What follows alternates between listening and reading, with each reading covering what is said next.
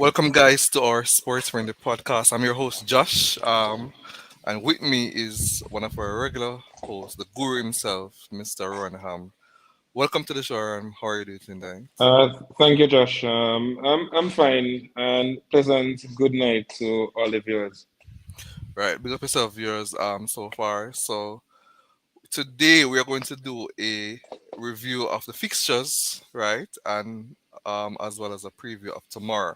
And of course, we are brought to you by Let's Care Medical, Shop 5, Juicy Plaza, Mandeville, and that's also in Santa Cruz and Montego Bay. Welcome to our chat, Michelle Lemon. Big up yourself. So, Mr. We had four games today, right? And the first 10 a.m., two games at 10 a.m. The first one we look at is the game between Ecuador and Senegal, which ended in a 2-1 victory for Senegal, right? And most of us, including I, was probably expecting Ecuador to actually come out victors slightly, probably like 1-0 victory or 2-1. Right, I think most persons, even in the sports friends competition that we had, most 90 of the persons, participants predicted Ecuador to win 2-1. Or you have persons who predicted Jaza, but there are few persons that predicted a Senegal win. What do you make of that game? Myself included, Josh. I figured that Ecuador would have gotten over the hump, but what can we say about Senegal? We were written off at the start of the tournament because obviously missing Sadio Mane and to a lesser extent Ambu Nassar and then Cheikhou Kouyaté went down injured as well after the first game. So they have been up against they lost their first game and they really have done well to secure passage into the round of 16. Very, very good job. And special mention to Cisse.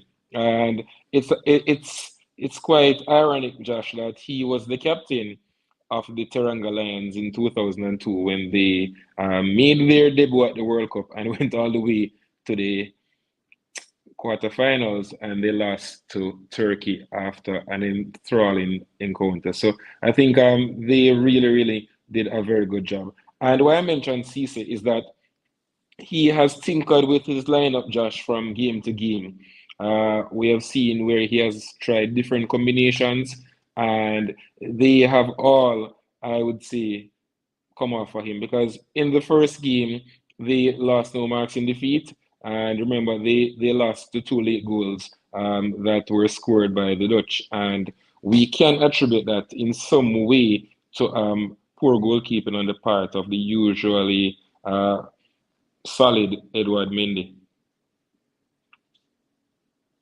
As it relates to Ecuador, they'll feel hard done, but it's a young team and they will obviously be missing the inspiration of their frontman in Valencia as they go forward. They have very good young pieces, and I think Alfaro will have the backing of the Ecuadorian FA because it's a young group. The core is young and very, very promising. Some of them have already secured high profile moves to Europe, and I think other moves are in the offering for a number of the other players. I think we figured that while we had them going through, we had our issues in regards to their dependence on Enner Valencia.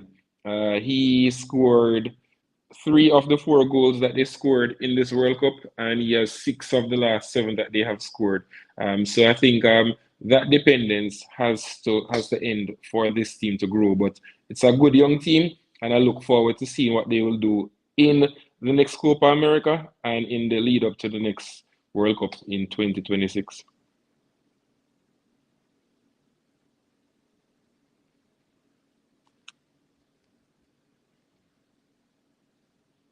Not hearing it, Josh.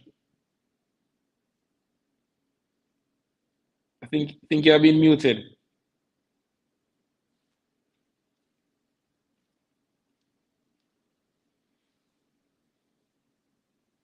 Still not hearing you.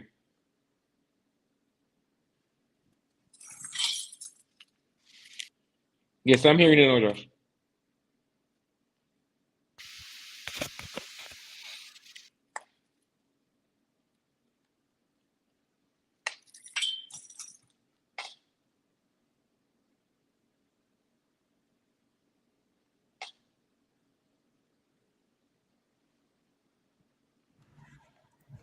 You heard Yes, me? I'm hearing you now. Yes, I'm hearing Yeah, you now. this earphone was giving a bit trouble.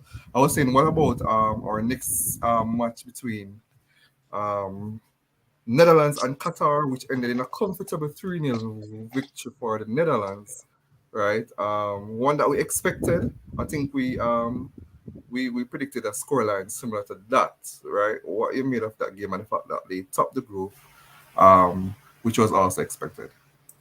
You said 3-0, Josh, or was it 2-0? Oh yeah, it's 2-0. I forgot that Because they took back the other goal, right? yes, yes, that Yeah, that that because I that late remember. goal was ruled out. Yeah, I remember when I was watching it, it went up 3-0, Hmm. and then they took back the goal. Yeah, so that's my bad. That's 2-0 to the Netherlands. What do you make of that match? Well, we had all expected the Dutch to have too much for the Qataris, and so it panned out. The Dutch, while they haven't really set the pulses racing, they haven't impressed much. They have been effective, and they're in the next round as group winners. And I think with Memphis Depay now getting back to full fitness and Cody Gakpo playing very, very well, then they will fancy their chances in the round of 16. I'm not sure how far this team can go because it does have its limitations, but with those two and with the brilliant Frankie de Jong in the heart of the midfield, I believe that they should start favourites when they come up against the US on Saturday. Yeah, I think they should start favorite as well. They are just being efficient, right? Not overly excited, but they're getting the job done. And when you watch them, you do think that there's something more in store that they have, and probably that will come against in the knockout phases. Who knows? Or against they are scheduled to face the USA and then probably face Argentina if Argentina actually top their group in the quarterfinals. But so far they have been very efficient and they they won comfortably as we expected. And Gakpo, right? My. I think United fans are very overly excited, right? That he might be coming in January. What do you make of him? Do you Well, consider him a late bloomer? not necessarily.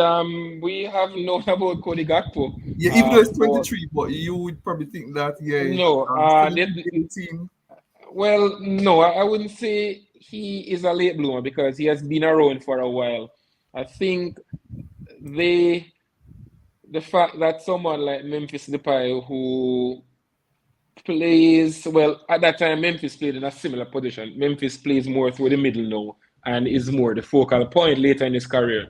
But I think when Memphis made that big move just so early, I think someone like Cody Gakpo probably looked at it and said, you know what, let me stay a year or two longer in the Netherlands because he has been on the radar for quite some time, but this is really his coming out party in terms of what he has done this season. He has lived up to the billing, both in the Dutch Eredivisie. He has shown up in the Europa League, and more importantly, he has shown up on the brightest stage, the World Cup. He is a talented player. He's very versatile. We have seen him operating in numerous positions through the three matches, and he has been effective in all three. He has scored goals. He works hard. He is just a very, very good player. And I think he would be a very good addition to any team that he joins. He is tipped to join United. So I think he will be a very, very good player for United once he gets settled in and he continues to improve on facets of his game. But very, very good player. Yeah, I agree as well. Very, very good player as well. Um, and then our 2 p.m. games, right? Our 2 p.m. games. We have. Iran versus USA. USA coming out with a 1-0 victory over Iran, as well as England versus Wales. Wales. England with a 3-0, easy 3-0 win. But we look at the Iran USA game, Mr. Ham. Both of us were expecting Iran probably to come away with that 1-0 win instead of the USA, right? And they really, really try hard in the last 20 minutes to come back into the game and probably drew the game 1-1. And if they had done that, they would have gone through. But the US hold on to that 1-0 victory. A game that before was politically tense as well, but good game, and they actually come away with a 1-0 victory over Iran, and now they're in the round of 16, where they will face the Netherlands, and the US media, they have been posting all evening about that game. Yeah, they can't stop It, posting. Every time I go on Facebook, there's a match report and that gave me my news feed from a US media, whether ESPN, CNN, Fox News, Newsmax, all of them. What do you mean of that game? I had expected Iran to do enough, whether to win or to not lose. But my issue, and we spoke about this last night, Josh, and we have spoken about this previously.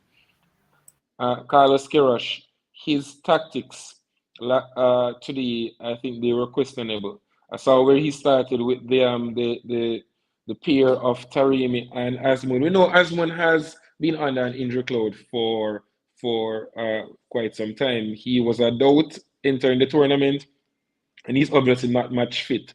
But you concede and you go into the interval at 1-0. You need a goal, and I'm figuring that my best option in terms of getting back into the game would be to have my best attackers on the field of play. So I'm not sure if Asmoon had another niggle or he was pulled for tactical reasons, but it was just strange that they re-emerged from the dressing room and Asmoon was no longer on the field. And even during the first half, while they didn't carry much of a threat, the fact that they were trying to combine, that's Asmund and Taremi, I figured that kept the US defenders honest, despite the fact that the US had taken the lead. And they would have drawn from that, the US, in terms of being more confident and more assertive when they looked at the Iranians re-entering the field of play and there was no Asmund. So I figured that was a blunder on Kiros's part if Asmund wasn't injured to the point where he couldn't continue. They fought valiantly, as you mentioned, but I think the US were deserved winners on the day. And I think special mention, Josh, to Tyler Adams. Many times, Yes. fans, pundits, we all tend to overlook these players who do the dirty work. And he was fabulous on the day, really led by example, being the US captain at 23. And I think he did very, very well. And I think he has been their best player throughout the three matches because they have matched up well in midfield. And I think that's in no small part to someone like Tyler Yeah, I Adams was just because going to he say goes that he has been having a very good tournament. very, very, very good tournament. And I think And Musa. yeah, yes, and Yunus Musa, and it was Musa's birthday, and he really is a talent. 20 years old, playing at a level that belies his age and his relative inexperience. And as an Arsenal fan, he's probably one that got away because he was on the books of Arsenal, but he didn't get a look in, and then he went to Valencia, and he has been creating waves in La Liga, and I think he's primed for the Premier League because when you look at his style of play and his body structure, I think this is a player who could really cut it in the top flight in England.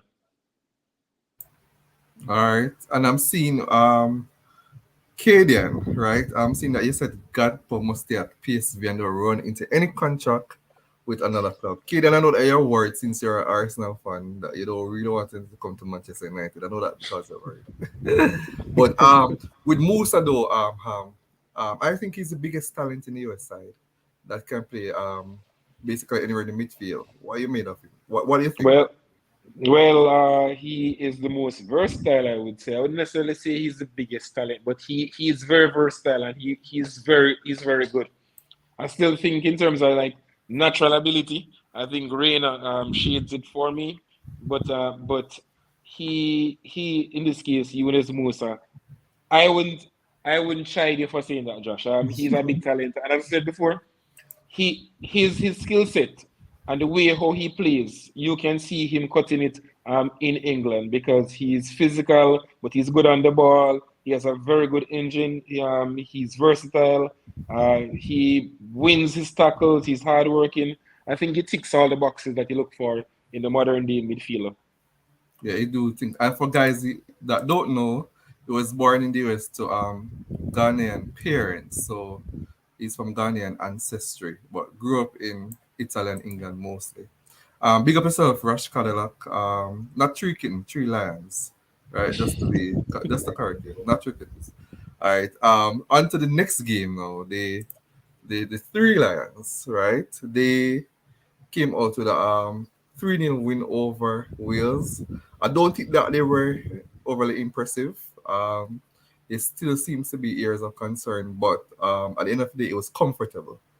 They did what they were expected to do, and Dr. Rashford, right, came away with 2 goals, and one of those goals was a beauty, the first free kick of the tournament that resulted in a goal, and that is one of the goals of the tournament. He's actually very, very, very on form right now. One of the most informed players at United. So he came away with 2 goals, and then we have Foden that also had a goal. So basically, the changes that Southgate made, as we were discussing last night, especially Bones. Bones was the one that brought up at the beginning. All the person that Bones brought up said that the media that said that they would start, they actually started, right? Basically, and they came out comfortable over a poor Wales team though. So don't want to make much of it, but what do you think about that game, Ham? Well, the fact is you have to beat who's in front of you. And yes, Yeah, that's true. whilst the Welsh team is a poor team and we are aware of this, England still had to be professional about it. And I think they went about it in a very efficient manner. The the changes that were effected, they worked. I have been mentioning that Rashford gives them another dimension.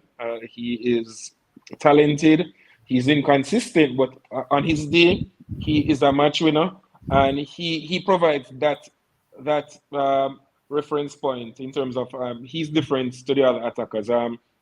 He can run in behind. He can come short for the ball. While I find that the other attackers that England have, well, with the exception of Sterling, who can also run in behind, they tend more to be ball players who tend to want the ball to feed. So I think that was good on Southgate's part because many times we tend to berate him on this platform, and I think special mention to him because the changes did work out. Phil Foden, who is arguably the most gifted player in the group from an attacking perspective. He finally got a chance from the off, and he looked the part. Every time he got the ball to foot, you figure that something could happen because he's that talented in and around the final third, and he eventually got his goal.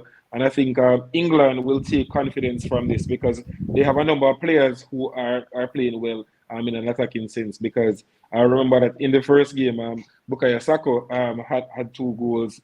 Sterling scored in the first game. Harry Kane hasn't come to the party yet. So I think this is a team that has scored 9 goals across Good the, Arcane. the group stage without Harry Kane. You would have Listen, figured you that you could never predict that before the group of the stage that England would score 9 goals and then Hurricane would be pre- one of precise. those. Precisely, and they have players coming back because we saw where Phillips got a run out. We saw where Walker featured from the off. So I think this augurs well for England as they enter the knockout stages. Yeah, and Ham, I want to ask you this question regarding England. What you made of Declan Rice's performance so far? He has started all 3 games, but he seems to be very a quiet presence in midfield. You What you see, made of?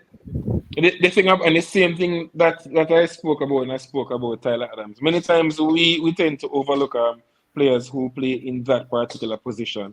Rice hasn't been the best in terms of his club form, but I think that has coincided with West Ham making these changes in terms of bringing in new players, and they started the season poorly. He hadn't started the season in a good manner, but I think in the World Cup so far, I think he has gone about his business. He's one of those players, Josh, who will not get many plaudits from the casual observer, but he is important to England because he provides that steel in midfield, the lungs. He has a good pass on him, and he will run through a wall for you. So I think while he hasn't necessarily set the place alight, I think he has gone about his job in an efficient manner because this is a player who entered the tournament not necessarily in the best of form. So I think he is someone who has gotten better as the tournament has continued. And I think going into the knockout stages, England needs Declan Rice to be at the top of his game because they're going to come against, if they have any designs of getting deep in the competition, they're going to come against better midfields than what they were faced with in the group stages, and they need someone like Declan Rice to put out fires in midfield. Yes, Owen Green. I see that you saying that United need to sell Maguire because he's not playing like how he's playing for England for the club. But don't worry. After the World Cup break, you will probably see a different Maguire for Manchester United. Mr. Bones himself, Sherwin Banton is here. Sherwin, you're right in time for this England review, right? Because you mentioned last night that the changes that Southgate was going to make were actually the exact changes that he made. That you made mention of last night. What you make of this matchup? Um, I think England was poor first half. Um, I think nothing was really going on for them. They got a few half chances here and there.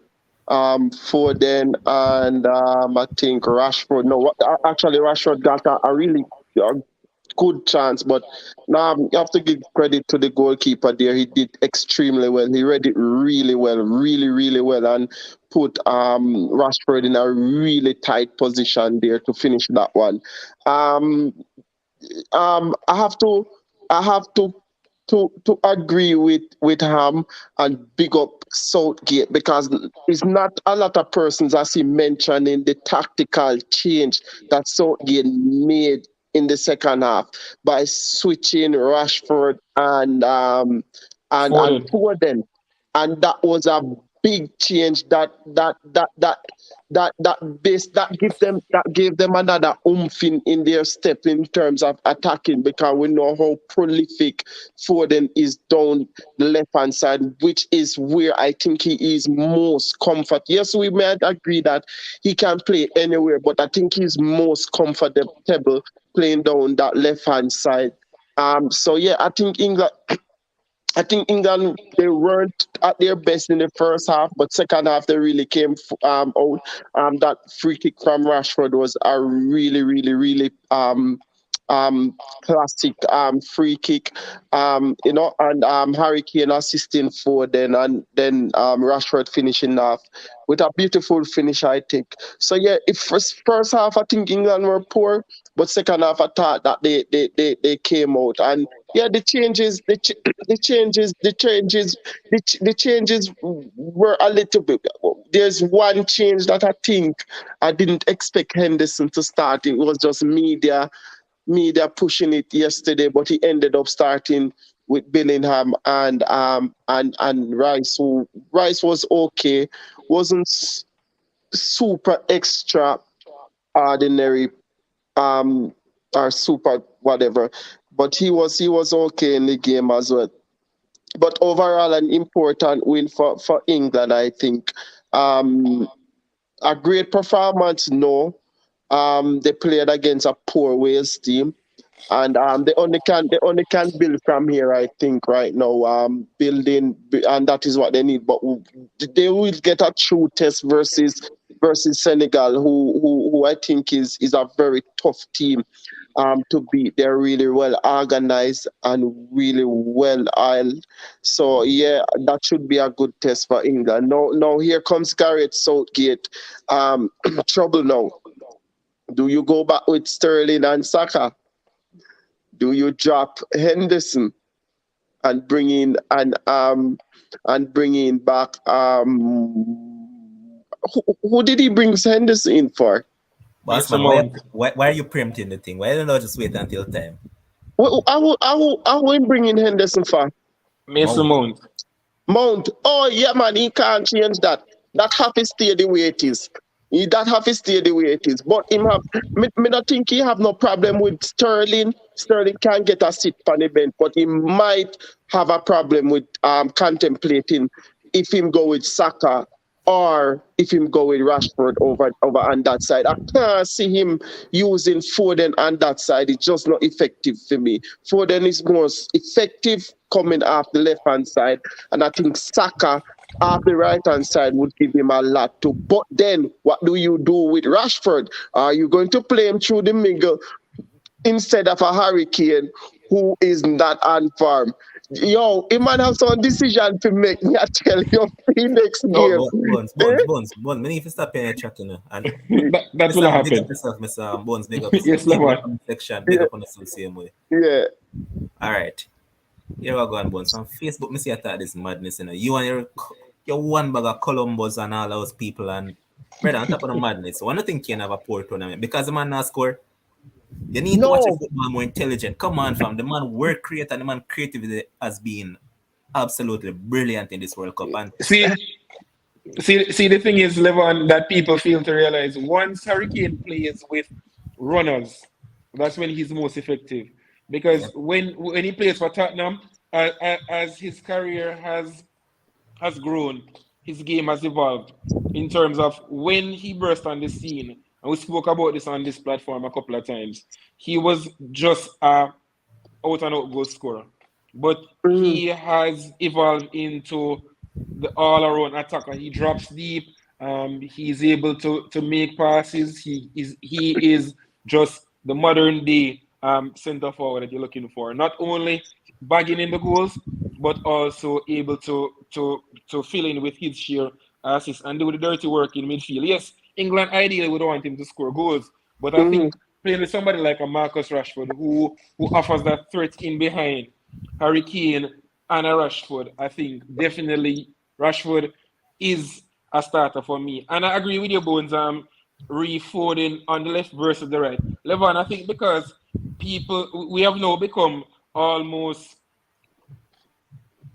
expecting inverted wingers. A left mm, footer playing on the right and a right footer playing on the left. And it's a similar scenario with a Leroy Sané. yeah, He actually plays better on the left as opposed to the right. He can be effective. I saw it when he was at Man City that there was this reluctance for Pep to play him on the right. Always played him on the left.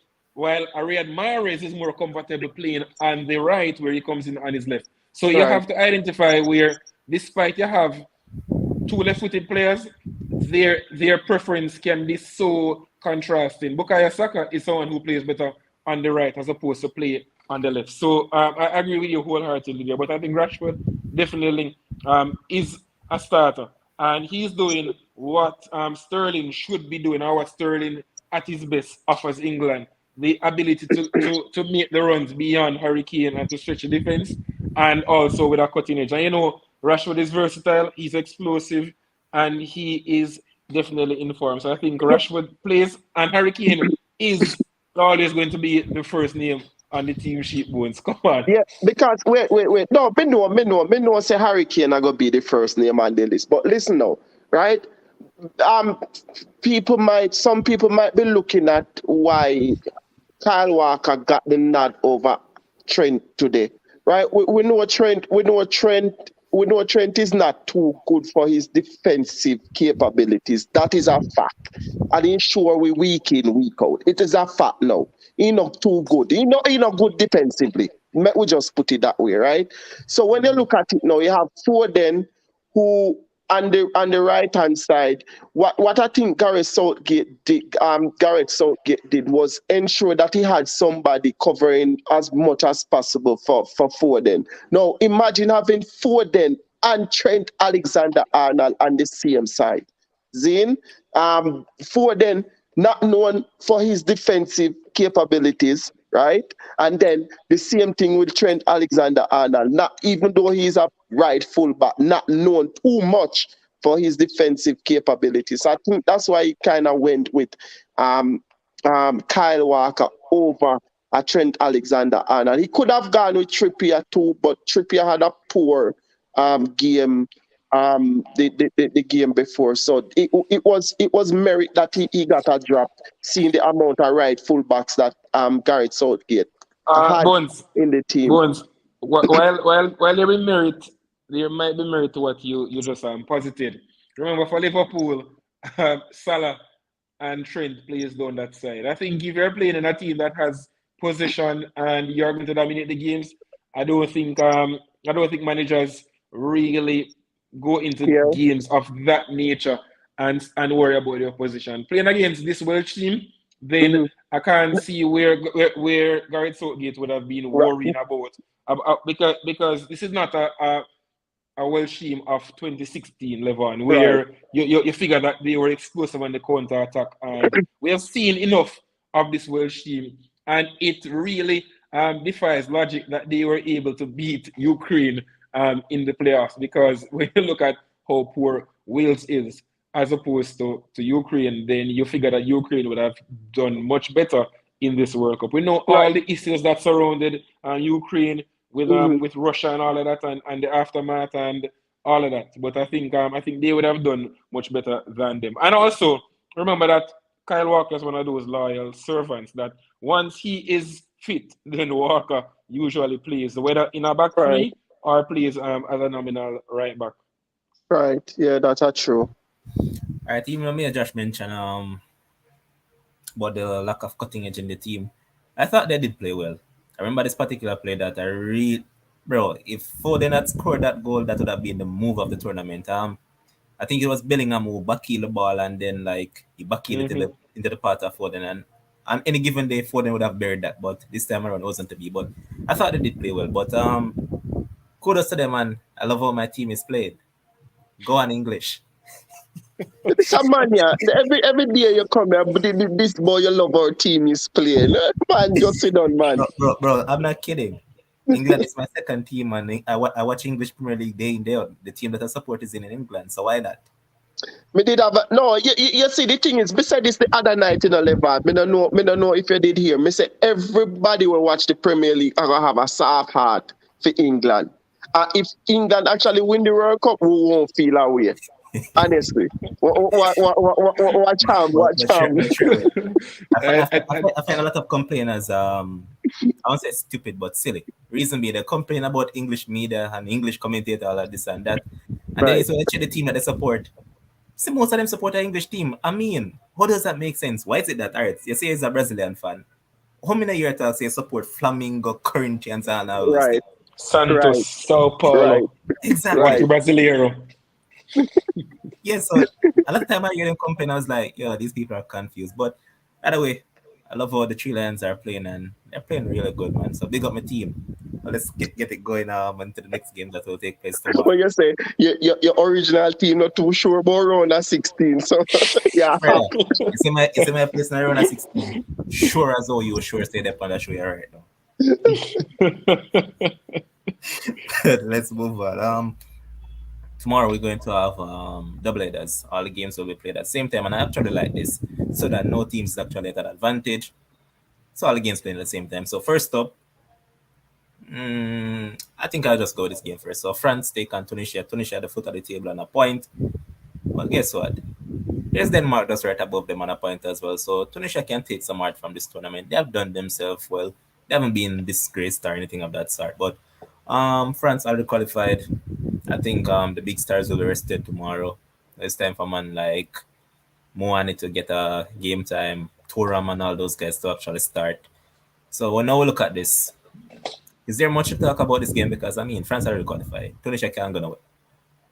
Yeah, They still can, actually. They still can. They Well, still, in they terms, still can actually qualify. Looking at it, they yes, still can. yes, yes, they can. A bizarre spate of events would have to happen. But Levon, I think Tunisia, they did well to qualify against the odds, but the odds were always stacked against them in a group of this nature. We figured that the two Europeans, well, Denmark is on the bubble. They haven't necessarily impressed, but you figure that the European teams would have been the ones poised to leave the group. As it relates to Tunisia, though, I think they are limited in attack. They compete in midfield, and they're okay at the back. I think their fortunes really lie in the in the two attackers, Msakni, their captain, and Kazri. And Kazri has been plagued by injuries.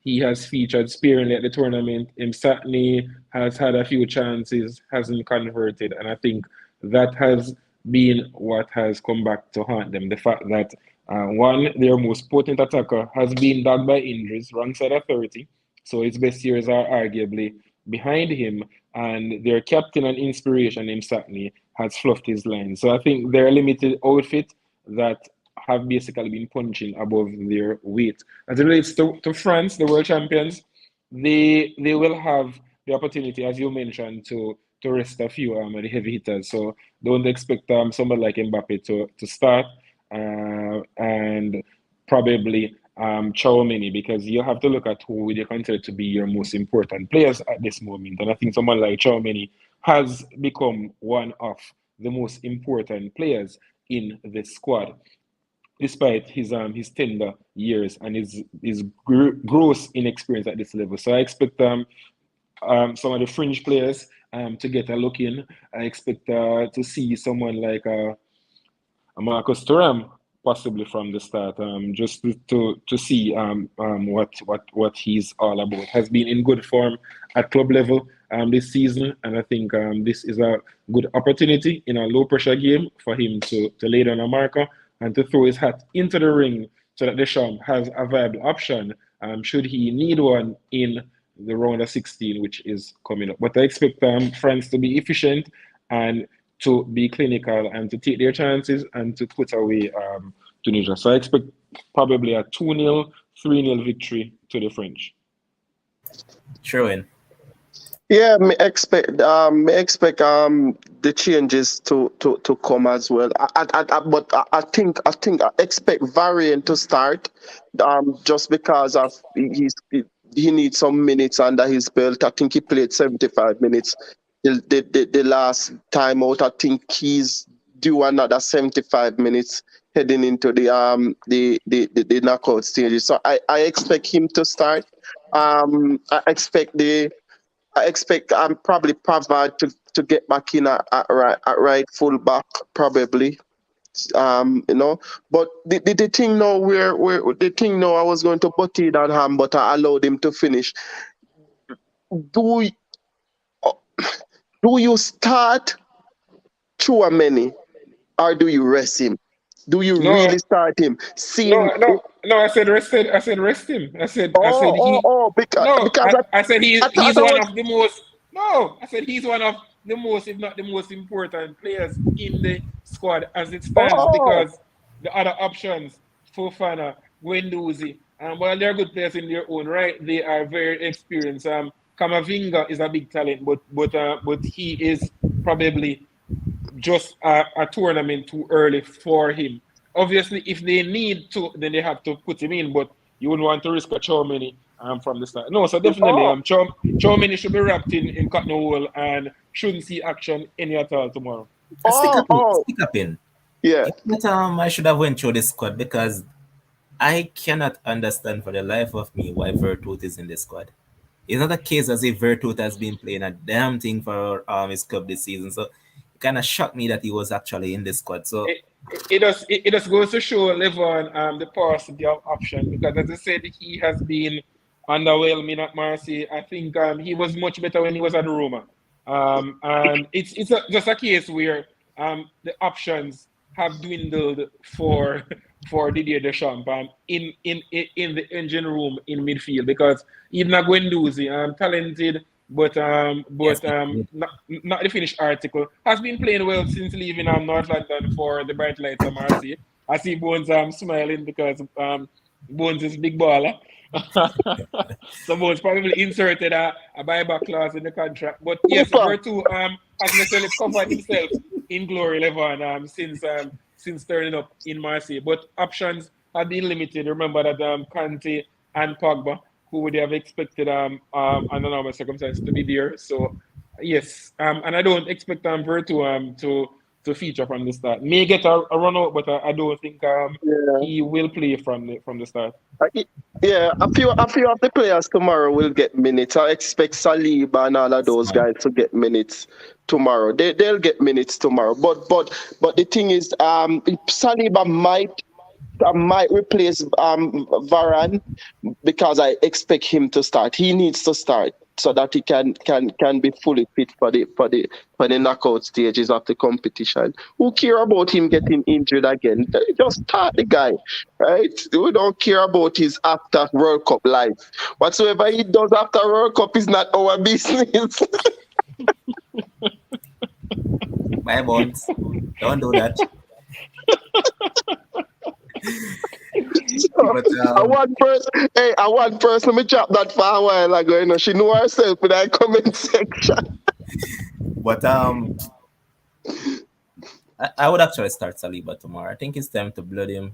He already qualified for under 16. Give Saliba a chance, man. And even the Stasi. I'll give those guys a chance, man, because what do we have to lose? But then again, people might look at it and say, hey, you don't want to make too much changes to your team because Precisely. keep the momentum Right. going. So that is the other standpoint I have to look at it from. So then again, knowing Deschamps, I don't expect a wholesale of changes. It's going to No. keep at He's least, very conservative, Levan. I'd Very, say, he's going very to keep two conservative. thirds. He's going to keep Of two the thirds of the team. starting team.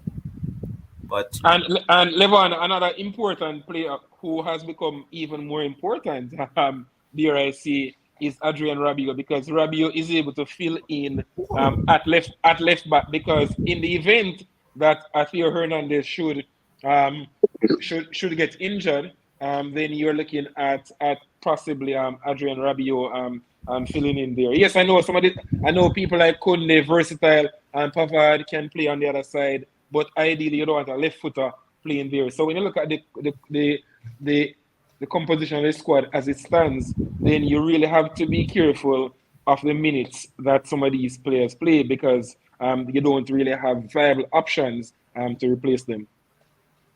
yeah, but also as you mentioned, I think Coleman as well can fill in at left wing back. So yeah, you guys are good. No need to Yeah, worry. Yeah. yes, but Levan, remember that France has been playing a flat back four. So in a back four, he would have to defend more. That's why I did not plunge for a Kingsley Coman. I was going for people who are more nominal, and then because Rabiot has had experience, albeit at Playing club there. level, playing Yeah. playing at left back. So I think he has become even more important than the naysayers would think because we know that he's someone who definitely polarized opinions, but because of how the squad is at present, I think he is becoming more important with each passing day. Yep. Yeah. So Yeah. Sharon, prediction, scoreline. 2-0 France. All right, let's keep it going. I, Next th- one. I think it will be. I think it will be a weak performance by France too. Just to add. Mm, okay. Yeah, but we'll win 2-0. Hopefully, I see the French-born Tunisian start for Tunisia tomorrow. Yeah. I'd love to see her stack up against the big boys, but let's see. Because the call him a diva, but I don't know. I just like the kid. I Literally. expected him to kick on, but he hasn't done. It's just a case that I don't want to go off track, but I am going to.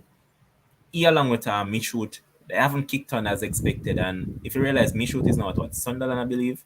Yep. So I hope that these two guys really make it because there's some super talents. I remember that they came through the same time with Gavi and all these guys. So let's see how they actually perform. But Mm. the next game we're going to look at is Australia against Denmark. Denmark is in a Ooh. win or bust. If you don't win, you go straight there. Yeah, Australia's on 3 points and They have been really good, if we're being honest. Otherwise, some France will slap them up in, which was expected. They have been playing combative football. They might not be the most attractive, but they're trying to get the job done. And they did last time out against Tunisia. Now we look at them. The Danish team, for me, I call them the underdog. Last time out, they did play good against France. First game, they were flat, like literally flat.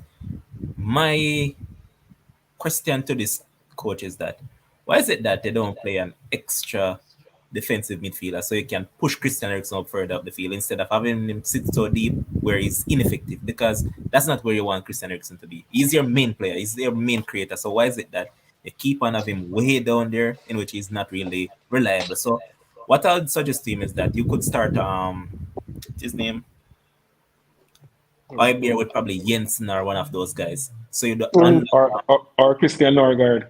or Norgard, for example. Because I personally would go for a false nine.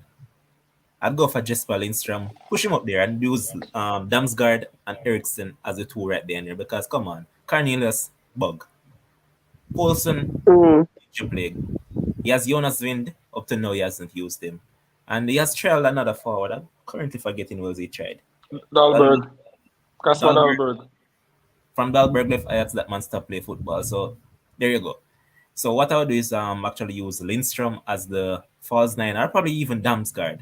Use them for their pace to try getting behind. But man, Denmark has started to deceive, and right now they're not looking like the dark horse anymore. They look like a dark donkey right as we speak. So they need to get it together and get up there. So what do you think about this one? Well, I totally agree with you that they need to effect changes. I would still play Eriksen from slightly deeper because they are going to have most of the ball. But what I would do, though, I would get back Scott Olsen back into that team. I know he wasn't impressive the first time around, but he provides that verticality where he has pace and he is good 1v1. So I would have Scott Olsen definitely back in the team. Lindstrom, I'm a big fan.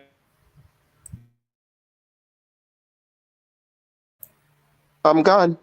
Yeah, I don't know what happened right there. So just start up connection and fall back. Yes, Rich Post Sports saying that does anyone on the panel spell an upset for the Aussies? We also won't get there, man. So let's try and give his take. But I also saw a comment from Rich Post saying that did I hear Jen say France, the reigning champions, are going to perform weakly? Psychologically, that would not sit well. And he's a French fan, so he's allowed to say those stuff. That's right. We allow one bad performance every time we win the World Cup. Well, true. All right, I can go ahead. I'm gonna come back now, yeah. Go ahead, man. Yeah, so I'm sorry about that. So I was saying Scott Olsen definitely would start, and also Lindstrom and Damsgaard, because I want to get all of my best players on the field who are able to break down Australia, because you figure that Australia, even more so than before Levon, are going to play deeper and recede towards their 18-yard box and try to play on the counter attack. So I need all of my best attacking players, and that lot I figure would give me the best chances of breaking down what I expect to be a stubborn Australian outfit. I think I'm going forward in the tournament, though I would definitely go with that option. So if they are able to get over that Australian hurdle tomorrow, guys, I think as they go forward, I think that tweak where you're putting either of the two Brentford midfielders, Jensen or Norgard, and then play Eriksen slightly higher,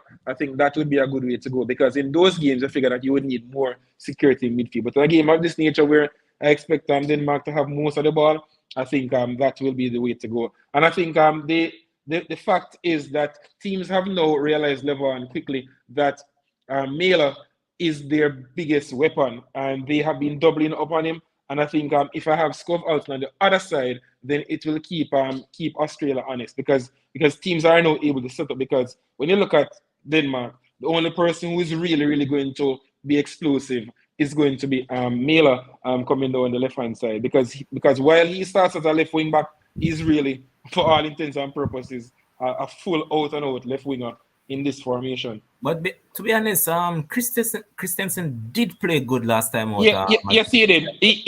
Even though we had our reservations and we were figuring that he may be on borrowed time because Scov or Daniel Vass. And yeah, I know Vass is now 33 and not the player he once was, because if he was, then he definitely be a sure starter because he offers that. And I think in a back three, I think he would be the perfect right back. But his best days are gone. That's why he's back in Scandinavia and no longer in La Liga playing his trade.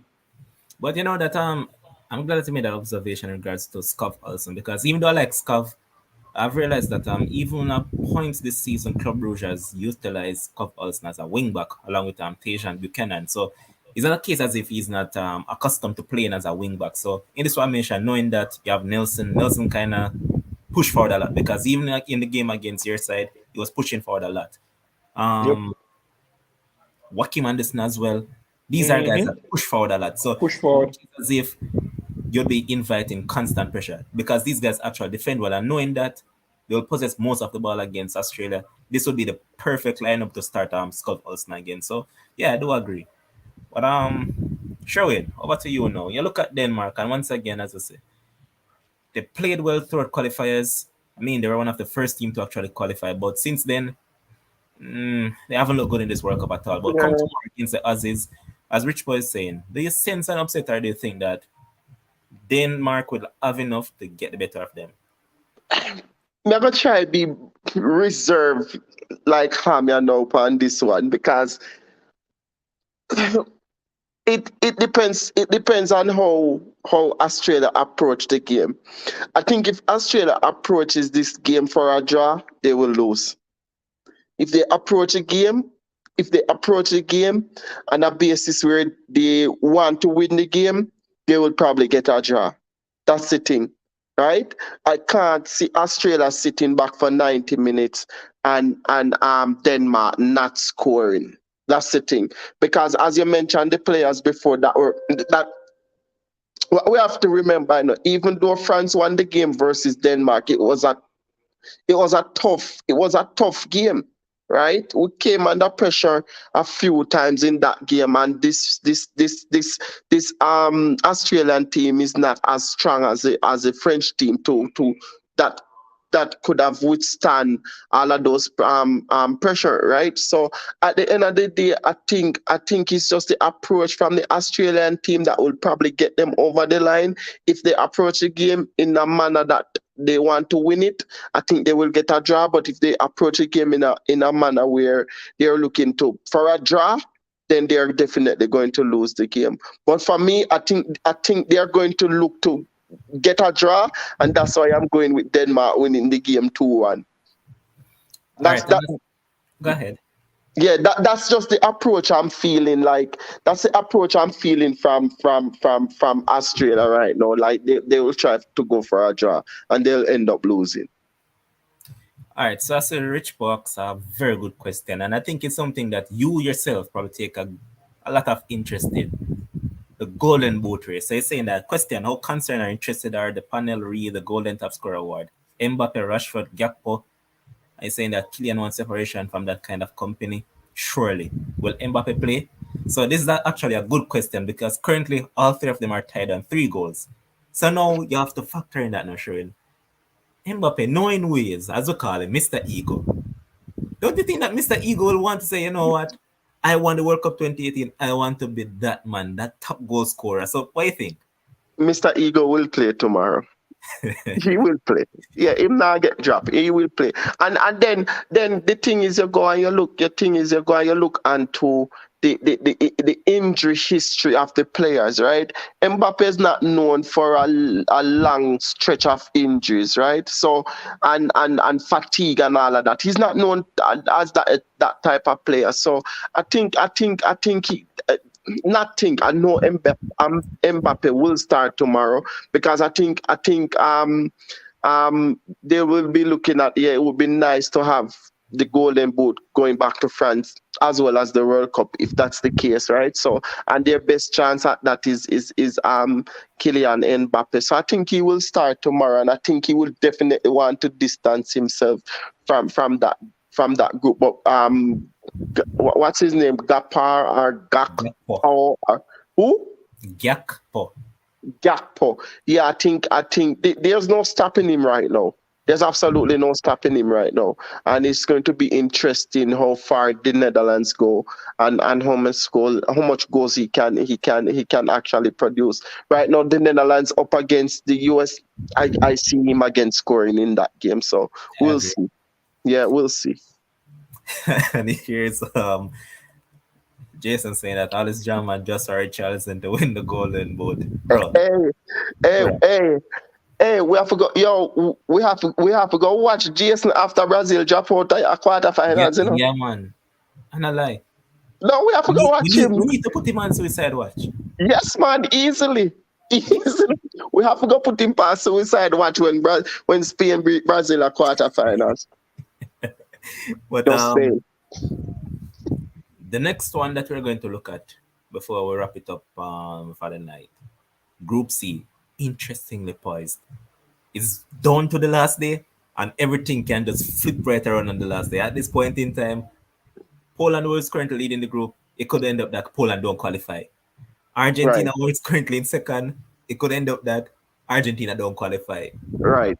So a lot of interesting happenings set for tomorrow. But first, we'll start with the game that a lot of people might say, oh, not much intrigue there, not much to play for. But that's not true. That's not true because depending on what happens in this game, if Saudi Right. Arabia goes out and wins this game, and then Argentina defeats Poland, Poland is it would out. be Saudi Arabia and Argentina would go Tina. through. Right, In the next scenario, if Saudi Arabia wins and then Poland and Argentina should draw, it would be Saudi Arabia and Poland who will go through. right. On the other hand, now, we could also factor in Mexico. If Mexico decide that they want some Saudi Arabia tomorrow and then Argentina beats Poland, it would be But Argentina and Mexico who goes through. So right. this is interestingly poison. Man, I can't wait for it. I mean, I haven't said it yet, man, but I've watched 2014 World Cup in its entirety. That was when we won. Well, I watched 2010 as well, but 2014 when my side won, I watched that in its entirety. 2018 I did, and 2018 was exciting as well, even though the thing with me, you see, as long as a European team win the World Cup, I'm good. As long as a team from down that side they win, yeah. Man, no South American team from when you World Cup. Europe must stay, man. So last time when France won it, I was happy. But guess what I got now? Look at this. And this World Cup, I'm gonna be honest, this World Cup has been one of the best. In terms of entertainment value, it has been pretty entertaining. Some of the nil draw, yeah, some of them were a bit cagey, but in terms of entertainment value from even the small teams, this has been one of the better World Cups. I mean, Listen, I think it was yesterday. I didn't watch a Cameroon game against Serbia that ended 3-all. But you see that game between South Korea and Ghana, right. for me, that is the game of the tournament. Bro, I watched the last 30 minutes of that with my eyes glued to the TV, and it was a wave after attack after attack after attack from South Korea. And bro, honestly, this has been a very good World Cup. But do you have anything to say in regards to that before we get to the next group? Uh, well, for me, you say one of the best. I think it has been the best since I've been watching the World Cup since '98. I think coming up to the last three games, I think I can't remember us having only three teams going home at the start of the third set of matches. I can't remember that. Like every single team, 29 teams apart from 20, 32, yeah, 29 teams apart from three minus, so 26 teams up to this morning before two teams. So right now, 24 teams still have a chance of making it to the round of 16. Last game, third game, 24 teams still have a wait, me do the math right? Or 26, or whatever it is, between 24 and 26. So Whatever. three, 24, yeah, 24, right, because my minus two, yeah. So 24 teams still have a chance to make it to the round of 16. I don't think I've seen that before in the lifetime that I've been watching the World Cup since 1998, right? I don't think I've seen that. But yeah, it's been one of the best World Cup. All the critics before the World Cup, before the World Cup start, all the critics Nah, when the hear World it. Cup just a go start, all the critics after the first game, they quiet down now because this has been superb. The stadiums, if you really look into if you're really looking to documentaries about the stadiums, follow tours of the stadiums, they are absolutely beautiful. The, like every little thing what people did I worry about, this, that, all of them something they just squash right now. We're all about football and the football nice right now. Vibes, Trust man. me. I Yeah, mean, man. the Senegal game to the boss, even though I never want Senegal win still because I like Ecuador. Why? They're one of the youngest team at the World Cup, so I really like what they're about. But otherwise from that, the Senegal crowd today, that was what I was looking at, and you realize how much vibe they actually brought to the whole value of the performance. They were the one who really pushed Senegal over the line because I mean they were into it, man. And you can see that as they rightly put it on their hat, they are the 12th man in this. So they were absolutely vibes, man. So I really love it, and this World Cup has been very good. But Saudi Arabia.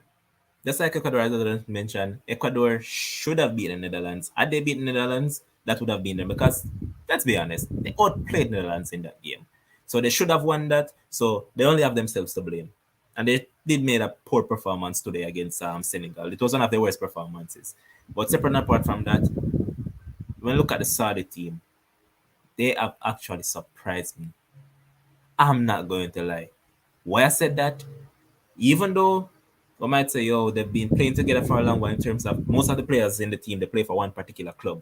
But the thing that I realized with them is that as a team, they play together as a team and they play attractive football. That is the part that I didn't expected. I expected them to just come and just lay flat and get beat up, but this time around, you realize that they're playing football.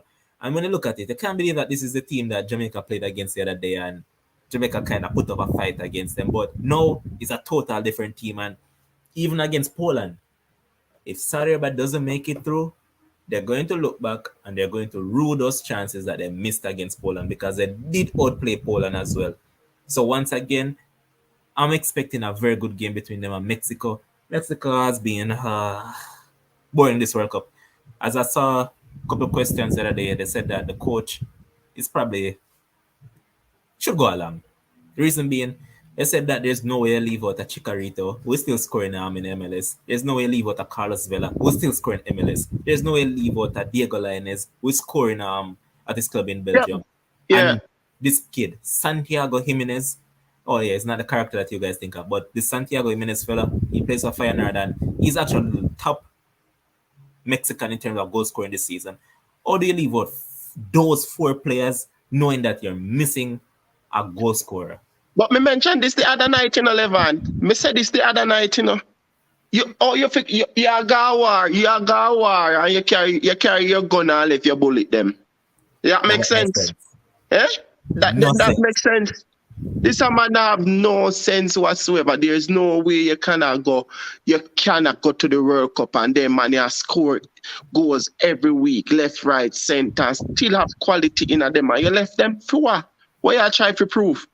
You understand? And then like say, if Mexico did have the influx of players like the France, the Germany, the Spains, right? Then you would say Ray, right? But no, nothing like that. Not a thing like that. All right, so I look at this game and know, interestingly, boys, I like Saudi for some reason. And here's Rich Post saying that Saudi should be kicking themselves. Mexico have been real disappointing. They aren't adding much to the tournament. Come on, Argentina and Saudi, like Costa Rica did. Let's see. And Rich was also asking. Well, let me see. Rich was asking that how happy have you been with the protection of flair players? Messi, I admire for his intelligent player awareness. Yeah, been good and they have been well protected in some sense, in my estimation. A lot of them has whenever fair player get kicked up in this World Cup, I realize that the officials actually give them the foul. So yeah, that's a good thing. But officiating overall in this World Cup, I think it has been good. That was one of the major question mark that people had in going into the World Cup, but the officiating has been good. So yeah, I actually do like it as well. But what I'll say is that when I look at this game tomorrow between Saudi Arabia and Mexico, I am giving the Saudi the edge. Why? I think they have more firepower. They have been playing more cohesive football, and overall, I think they're a better constructed team versus the Mexicans right now. Yeah, Mexico always try to find a way to make it a round of 16, but they always say sometimes your luck will go run out. So this time around is where Mexico luck will actually run out, and I see them being knocked out of the competition come tomorrow. Just like the last couple of World Cups where the winner never made it past group stage, and now France has gone on and actually progressed from the group stages. Everything has to come to an end. So tomorrow is where it actually come to an end for Mexico. And I'm going with a Saudi Arabian 2-1 victory. Mexico finally scored their first goal of the World Cup. And I'll go out and even say it actually come from a set piece. So I'm going for a Saudi Arabian 2-1 victory. And I'm seeing where Jason is actually asking a comment is saying that every World Cup has seen at least one hat-trick scored in each tournament. Kane and CR7 did so in 2018. Will this be the first tournament with a hat-trick? Rashford and Bruno were close. Yeah, because Jason, as I rightly pointed out, yesterday when I saw Bruno score those 2 goals, I was like rooting a lot for Bruno to actually score that final goal. I was there and I was watching. I was like, "Come on, man! Come on, come on!" But it wasn't to be, and it's just one of those things. Hopefully, we'll actually see some hat-tricks being scored because this World Cup deserve that, man. At least that. So we need to see at least one hat-trick in this World Cup. But let's move on to the final game. And the final game will be the most interesting and most intriguing poised one of the lot. Argentina will come up against Poland. Now look at it. Poland, as I said, this is the best team that they have assembled. Argentina could say the same, but it's weird to me that Argentina hasn't been performing well in this World Cup. They lack the cutting edge and they haven't been good overall. But I think the coach has a big call to make. Rodrigo De Paul has been up and down. He brought in Guido Rodriguez last time out. He was just okay. But here comes the boy wonder, and as I kept on singing his praises, Enzo Fernandez, quality player, like his on the ball movements. He's someone that gives you energy, grit, determination, and fight. So I believe that this is a guy that they should actually start. But will the coach be brave enough to actually start him in this important game where it's a do or die? 50-50. Let's see. But in terms of overall team selections, when I look at it, he has some interesting choices to make. Lautaro Martinez hasn't been that good in this World Cup. Messi, as always, big moment player, came up last time, trumps for them. And I believe he'll also do that tomorrow because Lewandowski scored first time more the other last game. Should have scored a second as well. But I don't think Lewandowski is that player for the big moments. Man like Messi and those guys, I think they live for the big moments. I know it's from 2014 World Cup where I believe he should have just took that World Cup up on himself and just go ahead and do it. But came up trumps last time out, and I believe he'll also come up trumps once again for Argentina. And I foresee Argentina beating Poland, and the ball call will make Argentina and Saudi Arabia to progress from the group. And I know that one particular man is smiling right now. The main sponsor is smiling right now because this man made that prediction from, I think it was a good while back. Not a producer. Yeah, he made a prediction from a good while about that he believes that Saudi Arabia will actually qualify from this group. So I'm going with Argentina and Saudi Arabia to progress. Lewandowski to be crying a lot of drowning in its tears. So I'm expecting Argentina to get a good, let me see, I'd say probably a 2 or 3-1 victory. Why I also believe that, I looked at how Saudi Arabia attacked Poland last time out. Had Saudi Arabia had someone that was clinical, they would have easily beaten Poland. So Poland is a team that they may attack as well, they may create chances, but they also give a lot of chances.